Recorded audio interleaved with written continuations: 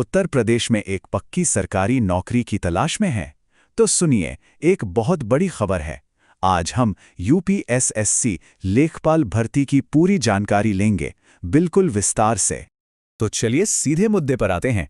ये जो नंबर दिख रहा है ना, ये कोई छोटा मोटा आंकड़ा नहीं है। ये है 7,994। जी हाँ, इतने सारे लेखपाल पदों पर भर्ती होनी है। मतलब एक बहुत ही बड़ा मौका है। तो उत्तर प्रदेश में सरकारी नौकरी की तलाश करने वालों के लिए ये वाकई एक सुनहरा मौका है। इस पूरे विश्लेषण में हम एलिजिबिलिटी से लेकर एप्लीकेशन प्रोसेस तक इस भर्ती से जुड़ी हर छोटी बड़ी बात को समझने वाले हैं। तो चलिए इस मौके को थोड़ा और समझते हैं। ये भर्ती निकाली है उत्तर प्रदेश अधीनस्थ सेवा चयन आयोग यानी UPSSC ने। और ये कोई छोटी मोटी भर्ती नहीं, एक बहुत बड़ी घोषणा है। अच्छा, तो सवाल ये उठता है कि एक लेखपाल आखिर करता क्या है? तो इसे ऐसे समझिए कि वो ग्रामीण प्रशासन की रीढ़ की हड्डी होते हैं। गांव के जो भी राजस्व खाते हैं, जो भी जमीन का लेखा जोखा है, उसे बनाए रखने की जिम्मेदारी इन्हीं की होती है। ये एक बहुत ही महत्वपूर्ण काम है जिससे गांवों का कामकाज सही ढंग से चलता रहता है। तो ठीक है, अब ये तो समझ आ गया कि ये कितना बड़ा मौका है, पर सवाल ये है कि इसका हिस्सा कैसे बना जाए। देखिए, सबसे पहली और जरूरी चीज है एलिजिबिलिटी, यानी कौन कौन इन पदों के लिए अप्लाई कर सकता है। तो चलिए फटाफट पात्रता मानदंडों पर एक नजर डालते हैं। और इसमें एक अच्छी बात यह है कि मानदंड बहुत सीधे साधे रखे गए हैं। अगर पढ़ाई लिखाई की बात करें तो बस भारत के किसी भी मान्यता प्राप्त बोर्ड से 10+2 यानी कि इंटरमीडिएट पास होना चाहिए। और जहां तक उम्र की बात है तो 1 जुलाई 2025 को उम्र 18 से 40 साल के बीच होनी चाहिए। तो अगर कोई इन पात्रता मानदंडों पर खरा उतरता है तो अगला कदम क्या है? अगला कदम है इन तारीखों को अपने दिमाग में बिठा लेना। ये डेट्स बहुत बहुत जरूरी हैं, तो इन्हें बिल्कुल भी नजरअंदाज नहीं करना है। ये टाइमलाइन देखिए, इसमें पूरी प्रक्रिया एकदम साफ साफ बताई गई है।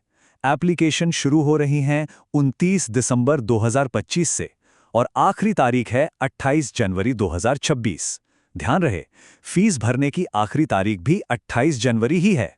और हां, अगर फॉर्म में कोई गलती हो जाती है तो उसे सुधारने का मौका 4 फरवरी 2026 तक मिलेगा।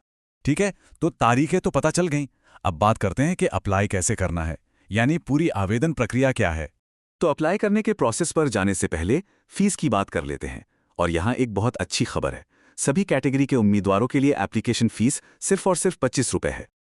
और ये फीस भरना भी बहुत आसान है।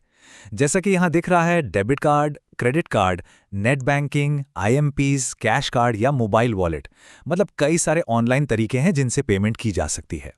तो पूरा प्रोसेस काफ़ी सीधा है। सबसे पहले UPSSC की ऑफिशियल वेबसाइट पर जाना है। वहां पर ADVAT-No02 एग्जाम 2025 वाले लिंक को ढूंढना है। फिर फॉर्म को बिल्कुल सही जानकारी के साथ भरना है। ऑनलाइन फीस पे करनी है और आखिर में फाइनल फॉर्म सबमिट करके उसकी एक कॉपी अपने पास सेव कर लेनी है। हाँ, एक छोटी सी सलाह, फॉर्म भरते समय हर चीज को 2 बार जरूर चेक कर लें ताकि बाद में सुधार करने की नौबत ही ना। अच्छा, ये समझना भी जरूरी है कि सिलेक्शन होगा कैसे। तो देखिए, ये एक 2 स्टेप वाला प्रोसेस है। सबसे पहले कैंडिडेट्स के पास PET यानी प्रारंभिक पात्रता परीक्षा का स्कोर कार्ड होना चाहिए। इसी स्कोर के आधार पर उन्हें मुख्य परीक्षा यानी मेंस एग्जाम के लिए शॉर्टलिस्ट किया जाएगा। तो अब जब लगभग सारी जानकारी मिल चुकी है तो सवाल है कि अब आगे क्या करना चाहिए। चलिए एक इमीडिएट एक्शन प्लान पर नजर डालते हैं।